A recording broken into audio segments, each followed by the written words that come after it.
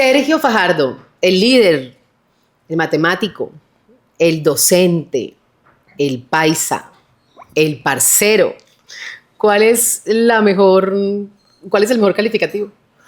No, yo no sé si hay algún calificativo especial. Por ejemplo, como paisa, yo digo que soy un paisa universal. Sí. Yo he vivido en muchos lugares fuera de mi tierra, de Medellín, de Antioquia. He recorrido a Colombia muchos lugares. Yo conozco a Colombia de lado a lado. Me siento profundamente colombiano. He ido por muchas partes del mundo y sigo siendo colombiano en todas las partes donde yo estoy. Soy un profesor, Sí. soy un matemático. Toda esa mezcla. Uno es una mezcla en la vida y estoy cómodo con él. Bueno, ¿y cómo es mejor que le digan profe o que le digan Sergio? En este mundo público, todo el mundo me dice profesor, profe, Sí. algunas personas me dicen doctor, Sí. pero en general a mí me gusta la palabra profesor. Hay veces que me dicen, Sí. fíjate, en este mundo de la política, a veces me dicen, no diga que es profesor. Y digo, pero ¿por qué? O sea, yo escogí ser profesor en la vida. Claro. Soy profesor hoy, donde estamos aquí sentados. Dicen, no, lo que pasa es que hay como el tema más importante en Colombia es la seguridad y tiene que hablar distinto y tiene que decir de otra manera. Entonces un profesor diría, no, un profesor para la seguridad, no, pero voy a hacer la seguridad, presentamos el plan Guardián para la seguridad, todo eso lo hacemos, pero yo no dejo de ser un profesor. Bueno, yo me siento cómoda diciéndole profe. Me alegra. Profe, ¿por qué los paisas son tan encantadores? ¿Dónde está el secreto del paisa encantador? Debo decir que el profe es encantador. Digamos que no solamente es un tipo apuesto físicamente, sino que en esencia es un personaje encantador. ¿Dónde está el secreto del paisa? Pues yo no sé si puedo hablar por el secreto del paisa porque hay muchos paisas. Sí. Por eso yo dije, yo soy un paisa universal. Sí, sí. Pero hay un sentido de pertenencia. Y nosotros crecemos y hay una cultura paisa en el sentido de que se valora lo que Antioquia ha tenido en la vida. Entonces, nosotros en el colegio leíamos, me acuerdo leyendo un libro que era El Testamento del Paisa, en clase de literatura. Leíamos obras de paisas. Entonces, y además, fíjense que a diferencia de, estaba pensando yo ahora contigo aquí sentada al lado de Toño Segebre, Sí. que viene, Segebre Bardinelli es su segundo apellido, Sí. y tú eres Barceló. Y entonces, esta es una ciudad por donde entró el mundo a Colombia. De Sí, tantos claro, lugares, claro. árabes, palestinos, Por judíos, nuestro río, de por todo, nuestro mar. por todo. Sí. En cambio, en Antioquia, entre unas montañas por allá lejos de todo, encerrados, en un valle. Sí. Entonces, los antioqueños éramos, pues yo no, pero digamos, pues la cultura era entre antioqueños y tocaba salir y había una cultura del trabajo y de lucharla para poder encontrar el Salir mundo. adelante. Así es. Entonces, aquí tienen la mente mucho más abierta. Aquí tiene muchos orígenes, es una maravilla. Yo por eso siempre me maravillo. Y le estaba preguntando a Toño Segebre, ¿y tu abuelo de dónde era? Entonces un abuelo era palestino, el otro italiano, en Barrancas, Guajira. Es maravilloso. Y los paisas, pues con un origen español, una mezcla grande con indígenas y afros, allá era otro mundo más encerrado. Entonces había un sentido de solidaridad, de orgullo, de empujarse para salir. Yo creo que tiene que ver con eso y era esa lucha. Entonces yo no soy ese paisa, pero entonces negociante. Sí, Tiene que salir conversador. a rebuscar, conversadores. Sí. Genera amores y odios también. Sí, sí, sí. Eso sí. pasa por No, pero todas yo creo que partes. más encantos que odios. Pues yo me siento orgulloso de ser paisa, de ser colombiano y yo soy tal cual. Bien, profe, viajemos al pasado. El profe de niño, el Sergio de niño, soñó realmente con ser profesor de matemáticas. Y eso como por dónde nació. Hablo por mí, porque era la más complicada. En el colegio recuerdo que era la materia que más me costaba. Lo mío era otra cosa. Pero ¿por qué decidir ser profesor y de matemáticas? Ya les digo. Yo pues siempre fui buen estudiante. Digamos que se me daba naturalmente. Me gustaba estudiar. Yo siempre fui, y a pesar de todo, yo sigo siendo tímido en muchos aspectos. Ah, pero no se nota. ¿Un paisa tímido? Eso está raro. Eso es raro, pero digamos pues que me he superado. Sí. Y más en estos tiempos. Pero yo siempre fui buen estudiante, me destacaba de manera natural en matemáticas, en ciencias, pero me gustaba la literatura, todo me gustaba. Sí. Y cuando yo iba creciendo, pues era un niño corriente, me gustaba el fútbol, yo soy hincha del Medellín, me gustaba el ciclismo. Una infancia muy, muy sencilla, muy bonita, alegre, Sí. sin contratiempos en la vida, digamos. En un colegio muy bueno de Medellín, el Colegio Benedictino. Y a medida que iba creciendo, cuando yo llegué a noveno, en esa época se decía cuarto de bachillerato. Sí, cuarto bachillerato. Cuando yo llego ahí, encontramos en el colegio, veníamos 2 salones por cada curso Sí. y nos ponen en uno. y nos ponían aparte, cuarto, quinto y sexto, noveno, décimo y 11, nos ponían a otra parte, y llega un profesor que se llamaba Saúl Giraldo, Sí. Saúl Sánchez, Mm. y era un profesor de francés. Empezamos a ver francés en noveno. Y ese profesor de francés era un estudiante que venía de la Universidad de Antioquia, que había estudiado en París, que estudió sociología y filosofía, pero tenía, para ganarse la vida, tenía que dar clases de francés en un colegio. Claro. Y entonces yo empiezo a hablar con este señor y nos llega el de francés Mm. y empieza a abrirnos las puertas a otro mundo, a la filosofía, al cine, a la cultura, que no era normal dentro del currículo. Sí. Y entonces ese señor, yo era el menor de todo el salón, y él puso el ojo en mí, porque vio en mí un niño curioso, Ok. seguramente vio algunas condiciones, Unas características unas características particulares. especiales, y empieza a abrirme el mundo. Entonces Sí. yo empiezo a leer literatura de otra forma, y así, y en la medida que yo iba avanzando, él me dice, usted nunca ha pensado en matemáticas. Lo normal era pensar en ingeniería civil en la Universidad Nacional en Sí, Medellín. en ese momento. Ese era el camino. Claro. Y entonces me acuerdo que él me dio un libro de matemáticas, de filosofía de las matemáticas, y me dijo esta frase, para que la vida tenga sentido uno tiene que ser sabio o santo. Para que la vida tenga sentido, Uno debe debería ser sabio o santo. santo. Es una forma extrema de decir las cosas. Pues yo Sí. ni sabio ni santo. Y entonces me siembra a mí la inquietud acerca de las matemáticas. Yo entré el primer semestre, no voy a contar una historia muy larga, entró a la Universidad Nacional en Medellín, Sí. había estado cerrada mucho rato, entré y entró a una clase de matemáticas. Sí. Y veo la teoría de conjuntos, y veo las demostraciones, y veo al profesor y dije, esto es lo que a mí me gusta en la vida. Realmente esto es lo que a mí me gusta. A mí no me gustaba ir para un laboratorio a hacer pruebas experimentales. Eso no le parecía. No me gustaba. Y empiezo a descubrir las matemáticas, esto es lo mío. Ahí, por una circunstancia de la vida, yo me voy a la Universidad de los Andes en Bogotá. Y digo, yo me voy, pero voy a estudiar matemáticas. Le digo yo a mi papá, y siempre fue un apoyo mío. Adelante Dele. con lo que tú quieras en la vida.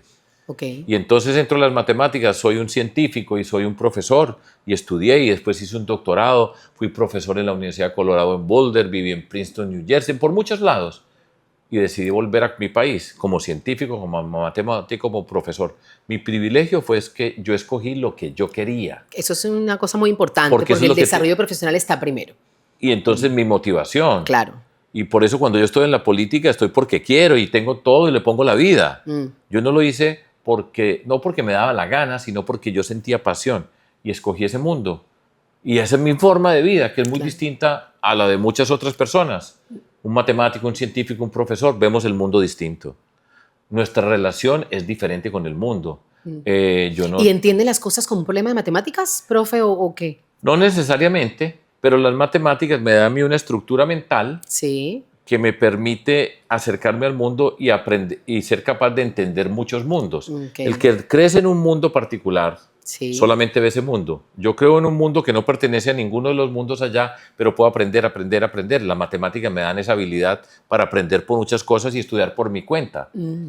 Y entonces cuando yo llego a la política, pues ¿qué hago yo? Yo no soy médico, yo no soy ingeniero, no soy economista, no soy arquitecto. Abogado. No Ujú. soy abogado, pero soy capaz de entender los problemas, lo que tenemos que hacer y saber, para hacerlo necesita un abogado, un médico, un arquitecto, poner este contexto. Entonces yo sé armar los equipos y sé dar soluciones. Eso es lo que hacemos nosotros. Si pudiéramos comparar la vida que pasa actualmente en nuestro país con un problema matemático, ¿tenemos solución o eso está muy complicado matemáticamente? Es un problema difícil hoy en Colombia, porque soy una Colombia muy distinta a las que yo he visto en las oportunidades anteriores, que me sorprende. Esta es una Colombia con miedo, rabia, mucha incertidumbre, muchas divisiones. La polarización tiene un efecto en la vida de las personas. Y en las matemáticas hay eso, ¿no? Hay como un problema por aquí, de Entonces- pronto pensamos en esto por acá y el resultado si hacemos Entonces esto. yo puedo entender esa diversidad y por eso digo, yo voy a ser presidente de Colombia y va a ser muy difícil, porque en una sociedad con tantas divisiones, con tantas confrontaciones, encontrarle un hilo conductor, armar un equipo para conducir, es un problema complicado, pero a mí me parece apasionante. Mm, Entonces es una mezcla extraña, porque como yo no crecí en la política, sí. yo no crecí en este mundo, yo era profesor de matemáticas en la Universidad de los Andes y en la Universidad Nacional, lo público y lo privado. Ok. Entonces, cuando entro a la política, llego con otra mirada del mundo. Y fíjate tú que estás preocupada por la palabra y por las transformaciones. Los que venimos de otro mundo podemos hacer innovaciones, El que crece en ese mundo, pues ya tiene una forma de ver y pensar, entiende la política de una manera. Pero yo no había estado nunca en política, yo vengo de otra forma de entender el mundo, entonces uno se atreve a pensar diferente. Diferente, así y es. puede construir cosas diferentes, puede innovar, y eso es lo que hemos hecho en la construcción de un movimiento ciudadano asociado con Distinto. Bueno, si crecimos en un mundo diferente a la política, si es tan complicada la política como un problema matemático bien difícil, ¿por qué atraerse por la política? Si es que la docencia y ser maestro y ser profesor, lo digo desde mi mirada, es lo más enriquecedor del universo, poder aportarle a otra persona sabiduría, es verdaderamente gratificante. ¿Por qué complicarse la vida, profe? Pues fíjate, yo desde muy temprano en la vida, voy a ir a mi origen, pero muy lejos, hace muchos años ya. Yo nací, me di cuenta que yo había nacido privilegiado. Mi papá fue un arquitecto famoso de Medellín y yo tuve todas las oportunidades. En un muy buen colegio, me pude estudiar matemáticas a la Universidad de los Andes, en fin, tenía todas las oportunidades. Y a una cuadra de mi casa, en esa época nosotros vivíamos a la salida de Medellín, entrando en Envigado, eso eran Mangas, sitios así. A una cuadra de mi casa había un barrio obrero, de obreros de una empresa muy importante de Colombia que se llamaba Coltejer, la empresa textilera de Colombia. Y, por ejemplo, mire una casualidad, mi papá diseñó el edificio Coltejer, que es un símbolo de Medellín con otros arquitectos. Entonces yo jugaba con los hijos de obreros de Coltejer. Yo no vivía en un sitio cerrado por allá. Sí, dos mundos apartes. Dos mundos apartes a una cuadra de diferencia y nos encontrábamos como niñitos. No había barreras, mallas, todo eso separando y jugábamos. Y yo me empiezo a dar cuenta que porque yo había nacido aquí y este nació acá, la vida es diferente. Y desde muy temprano me di cuenta un problema que para mí es central en Colombia y son las desigualdades sociales. Y el lugar donde tú naces, las condiciones sociales donde naces, por lo general en la vida determinan lo que va a poder ser en la vida una persona. Yo dije, ¿por qué? Yo no escogí. Claro. Ninguno escogió dónde nacer. Así es. Entonces ahí hay una injusticia para mí. Y por ejemplo, desde muy temprano empecé a pensar y a sentir la educación tiene que ser el factor. Porque podemos haber nacido en lugares distintos, pero si tenemos una educación de calidad para los dos, esa educación tiene que darle la oportunidad para que cada uno de nosotros desarrolle un talento, una habilidad. Lo que es igual para todos no es ventaja para ninguno. Así debería ser. No es. No es. Y por eso tengo esa motivación. Entonces yo siempre estaba pensando en la sociedad que vivíamos. Sí. Era el matemático, hay una parte del mundo lejos, que no tiene nada a ver con esto. Sí. Pero al mismo tiempo yo tenía una parte mía en la tierra y entonces empiezo a escribir columnas de opinión acerca de la educación, la importancia de la educación, empiezo a escribir, y poco a poco yo era un ser político, porque estaba opinando permanentemente. De temas comunes. Sí, claro. Entonces yo tenía mi vida como científico, pero al mismo tiempo una vida ciudadana a través de las columnas de opinión. Yo era el Consejo Nacional de Ciencias Básicas en Colciencias, para que mucha gente pudiera estudiar ciencias, la Comisión Nacional de Maestrías y Doctorados. Yo estaba ahí para que mucha gente pudiera hacer maestrías y doctorado como yo pude. Hasta que volviendo a mi ciudad, porque yo vivía afuera, empiezo a volver a Medellín, muchas historias pasan, hasta que me voy encontrando con personas y nos vamos juntando y decimos, Medellín está lista para construir un movimiento político, cívico, ciudadano, como Antanas Mocus en Bogotá. Sí. Bogotá y Medellín no pueden ser más distintas porque no es posible. Entonces no era hacer lo mismo, pero se puede hacer otra política. Y yo lideré ese proceso y aquí estamos. Bueno, como alcalde y gobernador, ¿cuál de los dos fue más chévere? ¿El alcalde o el gobernador? Los dos son muy chéveres, lo disfruté plenamente. Yo fui alcalde, fui el mejor de Colombia. Sí. Mostramos cómo se podía pasar del miedo a la esperanza. Fue muy emocionante. Nosotros, primera vez en la historia de Medellín que llega uno independiente. Sí. Nosotros. Y entonces, yo después participé en la campaña presidencial del 2010 con Antanas Mocus, yo como candidato a la vicepresidencia. Yo digo que hice media campaña porque yo me caí en mi bicicleta, me quebré la cadera y quedé lesionado. No pude participar. Y después dije, yo quiero ser gobernador. Yo podría haber vuelto a ser alcalde.